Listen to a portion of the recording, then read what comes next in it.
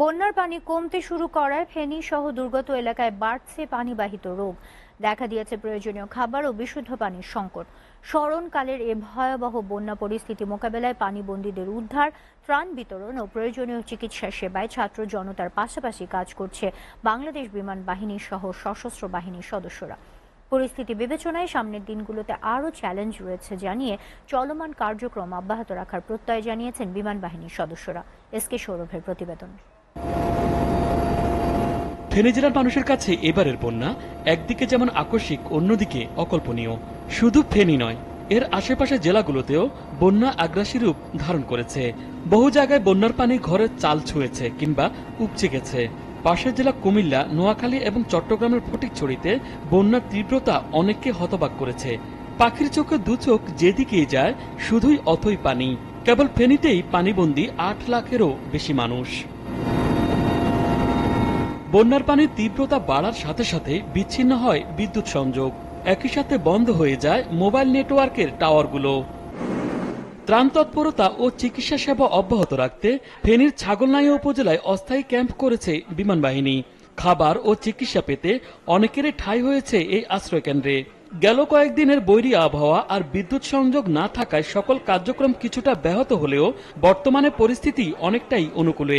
আমরা বেশি রোগী পাচ্ছি হচ্ছে আপনার ঠান্ডা, সর্দি, কাশি, জ্বর, ডায়রিয়া, বমি, তারপরে স্কিন ডিজিজটা খুব বেশি পাচ্ছি। যতটুকু সাধ্যমতো আমরা ঢাকা থেকে নিয়ে এসেছি মেডিসিন সহ, এবং এমনি নর্মাল রোগীর যে ওষুধপত্র আমরা সব দিচ্ছি।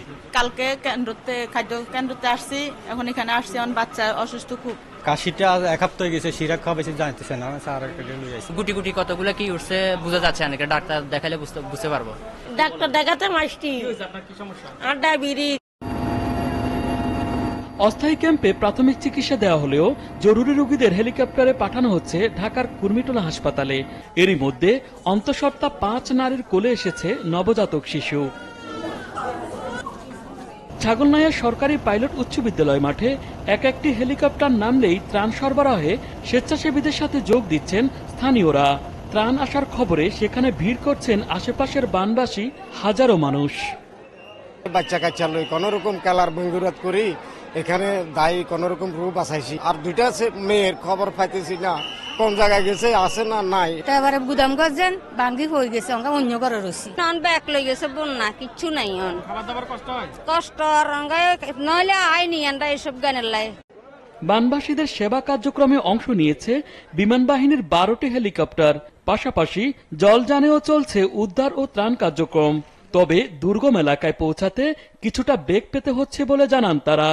আমাদেরকে নির্দেশনা এবং আদেশ দেওয়া আছে যে স্থানীয় প্রশাসনকে সচল করা, যাতে একটা যে নর্মাল লাইফস্টাইল, যেটা জীবনযাত্রা, এটা যেন খুবই তাড়াতাড়ি রিগেইন করে। অস্থায়ী ক্যাম্পের মূল উদ্দেশ্যটা এটা যে ইন্টেলগুলো কালেক্ট করা এবং সেই অনুযায়ী এগুলোকে সঠিকভাবে আমাদের ত্রাণে ডিস্ট্রিবিউশনগুলো করা। সর্বপ্রথম প্রয়োজন ছিল আমাদের যে ত্রাণ ব্যবস্থা, সেই ত্রাণ ব্যবস্থা আমরা বিমান বাহিনীর মাধ্যমে ইতিমধ্যে পেয়েছি। আমরা আরও চাইবো যে আমাদের হাসপাতালে যে ডাক্তারগুলো আছে এগুলো সহকারে বিমান বাহিনীর যে মেডিকেল টিম আছে সবগুলো মিলে আমাদের যে বন্যা দুর্গত এলাকাগুলো ছিল সেখানে যদি পানি কমে যায় সেখানে আমাদের মেডিকেল টিম স্থাপন করে সেখানে আমাদের যে মানুষগুলো আক্রান্ত হবে তাদেরকে সুচিকিৎসা দেওয়া।